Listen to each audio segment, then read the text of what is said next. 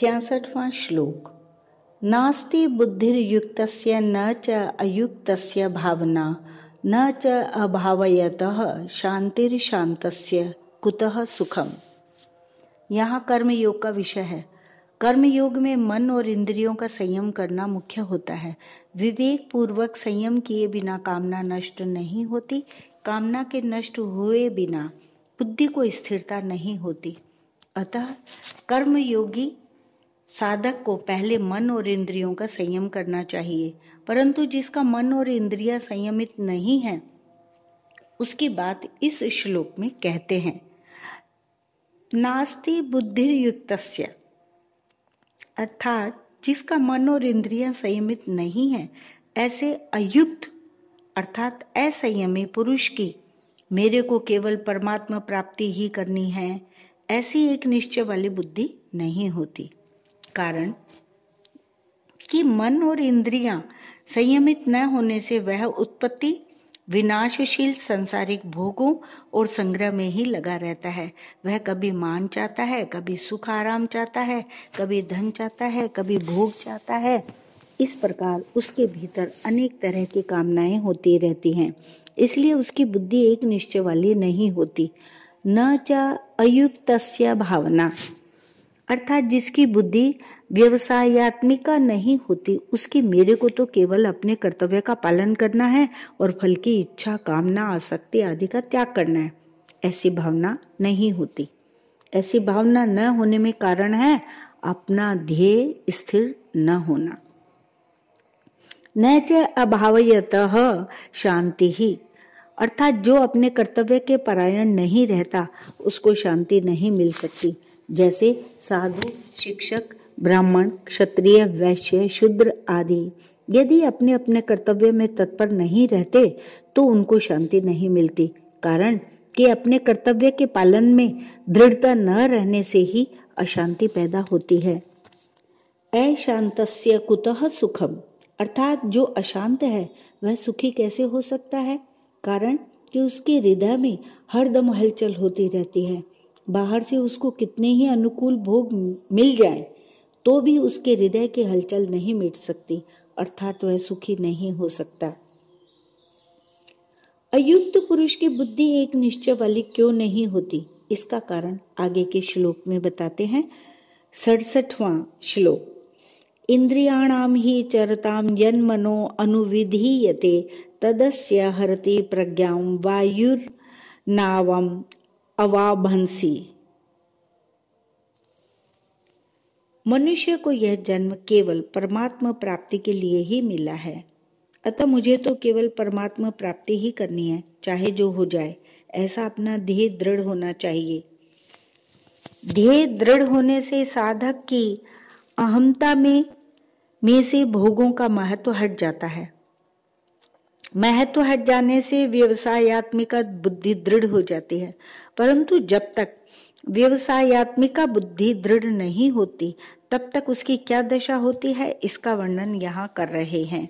इंद्रियाणाम ही चरताम यन्मनो अनुविधीयते, अर्थात जब साधक कार्य क्षेत्र में सब तरह का व्यवहार करता है तब इंद्रियों के सामने अपने अपने विषय आ ही जाते हैं।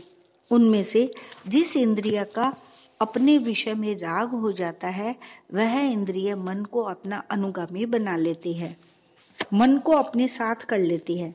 अतः मन उस विषय का सुख भोग करने लग जाता है, अर्थात मन में सुख बुद्धि, भोग बुद्धि पैदा हो जाती है। मन में उस विषय का रंग चढ़ जाता है, उसका महत्व बैठ जाता है। जैसे भोजन करते समय किसी पदार्थ का स्वाद आता है तो रसनेंद्रिय उसमें आसक्त हो जाती है। आसक्त होने पर रसनेंद्रिय मन को भी खींच लेती है, तो मन उस स्वाद में प्रसन्न हो जाता है और राजी हो जाता है। तदस्य हरति प्रज्ञां, अर्थात जब मन में विषय का महत्व बैठ जाता है तब वह अकेला मन ही साधक की बुद्धि को हर लेता है, अर्थात साधक में कर्तव्य परायणता न रहकर भोग बुद्धि पैदा हो जाती है। वह भोग बुद्धि होने से साधक में मुझे परमात्मा की ही प्राप्ति करनी है, यह व्यवसायत्मिका बुद्धि नहीं रहती। इस तरह का विवेचन करने में तो देरी लगती है, पर बुद्धि विचलित होने में देरी नहीं लगती। अर्थात जहां इंद्रियों ने मन को अपना अनुगामी बनाया कि मन में भोग बुद्धि पैदा हो जाती है और उसी समय बुद्धि मारी जाती है। वायुर्नावम अवाम्भसी, अर्थात वह बुद्धि किस तरह हर ली जाती है, इसको दृष्टांत रूप से समझाते हैं कि जल में चलती हुई नौका को वायु जैसे हर लेती है, ऐसे ही मन बुद्धि को हर लेता है। जैसे कोई मनुष्य नौका के द्वारा नदी या समुद्र को पार करते हुए अपने गंतव्य स्थान को जा रहा है, यदि उस समय नौका के विपरीत वायु चलती है तो वह वायु उस नौका को गंतव्य स्थान से विपरीत ले जाती है। ऐसे ही साधक व्यवसायत्मिका बुद्धि रूप नौका पर आरूढ़ होकर संसार सागर को पार करता हुआ परमात्मा की तरफ चलता है, तो एक इंद्रिय जिस मन को अपना अनुगामी बनाती है, वह अकेला मन ही बुद्धि रूप नौका को हर लेता है, अर्थात उसे संसार की तरफ ले जाता है। इससे साधक की विषयों में सुख बुद्धि और उनके उपयोगी पदार्थों में महत्व बुद्धि हो जाती है। वायु नौका को दो तरह से विचलित करती है, नौका को पथभ्रष्ट कर देती है अथवा जल में डुबो देती है। परंतु कोई चतुर नाविक होता है तो वह वायु की क्रिया को अपने अनुकूल बना लेता है, जिससे वायु नौका को अपने मार्ग से अलग नहीं ले जा सकती, प्रत्युत उसको गंतव्य स्थान तक पहुंचाने में सहायता करती है। ऐसे ही इंद्रियों के अनुगामी हुआ मन बुद्धि को दो तरह से विचलित करता है। परमात्मा प्राप्ति के निश्चय को दबाकर भोग बुद्धि में पैदा कर देता है अथवा निषिद्ध भोगों में लगाकर पतन करा देता है। परंतु जिसका मन और इंद्रिया वश में होती है, उसकी बुद्धि को मन विचलित नहीं करता, प्रत्युत परमात्मा के पास पहुंचाने में सहायता करता है।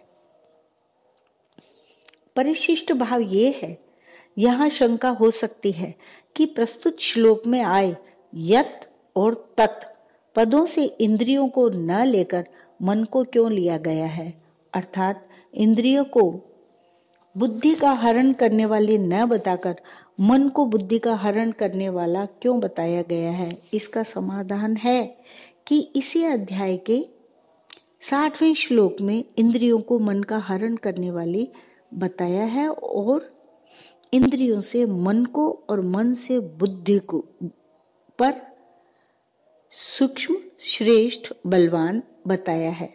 इससे सिद्ध होता है कि इंद्रियां मन का हरण करती हैं और मन बुद्धि का हरण करता है। दूसरी बात, बुद्धि को हरने के विषय में मन ही मुख्य है, इंद्रियां नहीं। कारण कि जब तक किसी इंद्रिय के साथ मन नहीं रहता, तब तक उस इंद्रिय को अपने विषय का भी ज्ञान नहीं होता। अधिष्ठाय मनश्चायम विषयानुपवसेवते।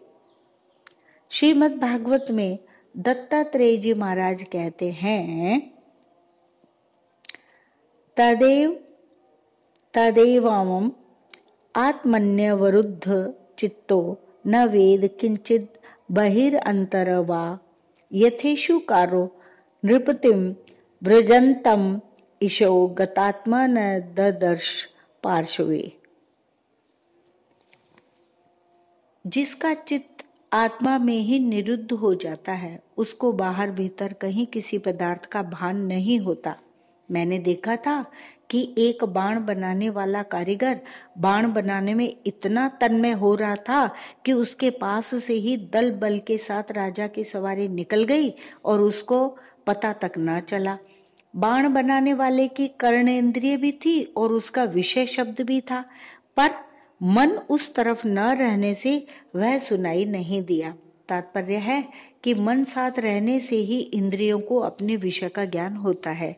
जब मन साथ न रहने से इंद्रियों को अपने विषय का भी ज्ञान नहीं होता, फिर वह इंद्रिय बुद्धि को कैसे हर सकती है? नहीं हर सकती।